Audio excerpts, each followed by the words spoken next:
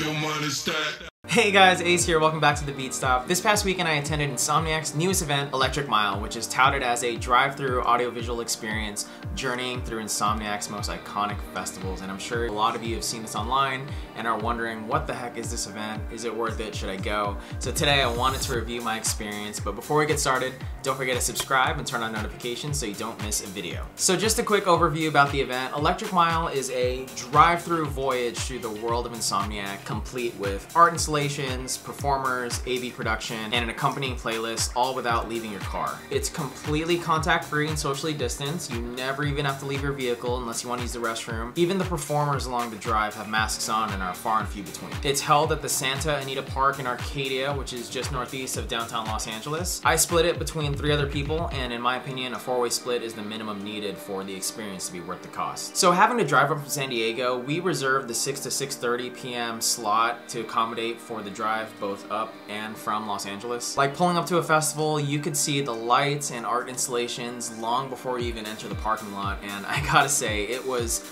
really nice to feel that again. Upon arriving to the venue, you are given an instruction packet which includes a map of the upcoming drive-thru, as well as QR codes that allow you to make purchases in advance so that you can pick them up on your way out after the drive. So now onto the drive itself. The first area, dubbed Insomniac Roots, showcases their underground origins by showing archive footage on large TV screens before driving through this rave warehouse structure with the lights and lasers of an underground event. From there, we continued the journey through Insomniac's iconic brands, which we all know and love, which included the psychedelic wilderness of Nocturnal Wonderland, the Alice in Wonderland-inspired world of Beyond, the haunted circus troupe of Escape Psycho Circus, the futuristic alien landscape of Countdown, and of course, the spectacle and wonder of their flagship event, the Electric Daisy Carnival. Each section was designed to mimic the look and feel of the in-person experience through the art installations, the performers, and the special effects. For those of you who have attended these events in person, get ready to be flooded with memories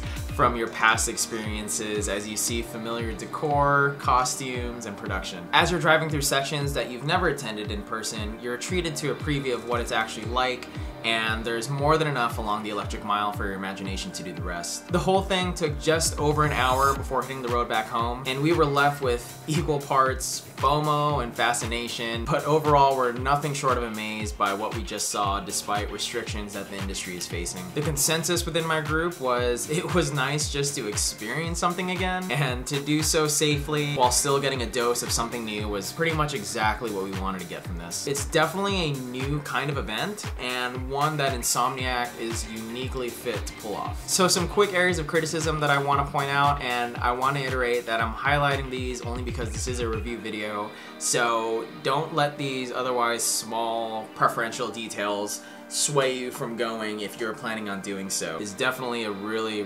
cool event despite what I'm about to say.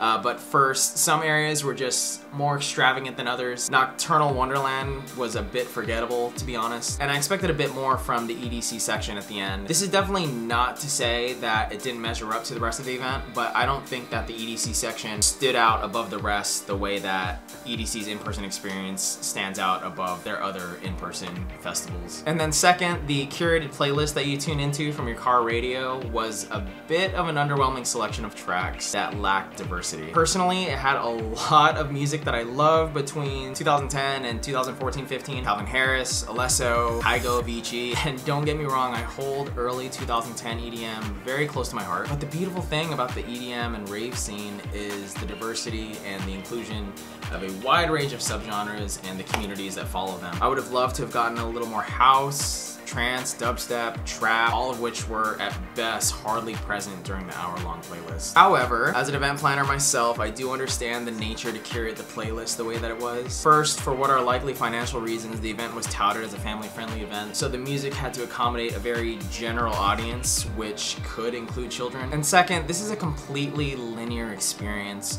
as opposed to in-person festivals where you're presented with dozens, sometimes hundreds of artists and activations, and part of the thrill is deciding who you decide to see and what you decide to do. So if you're at, I don't know, EDC and you want to boogie to some house, or you want some bass in your motherfucking face, you can decide to do that, and that's the experience that you walk away with. But because everyone at Electric Mile experiences the exact same thing, the playlist had to be something that, for the most part, everyone could enjoy. Again, I have to reiterate that this is a review video, so I just needed to point those things out. Again, it is a really cool event. These are pretty tiny notes in the grand scheme of things, so don't let these prevent you from going if you're thinking about it. Overall, I have to commend Insomniac for continuing to push the envelope in everything that they do. The concept of any sort of driving experience is something that wouldn't have even crossed anyone's mind a year ago, and yet amidst the pandemic, they continue to forge new events with the creativity, the production, and the commitment to the attendee experience, which has become a hallmark of Insomniac's brand. So I definitely recommend you checking it out, especially if you can get at least 4 people in a vehicle. According to the calendar on their website, Electric Mile is slated to take place on select dates through January 24th, so head to electricmilefun.com to get your tickets now. I'll put the link in the description below. So that is my review on Insomniac's newest event, Electric Mile. I want to know, did you go, and what were your thoughts on the experience, or do you have any questions on what I just attended? Let me know in the comments below. Once again, don't forget to subscribe and turn on notifications so you don't miss a video. My name is Ace Antonio, and I'll see you next time. Got me falling right back.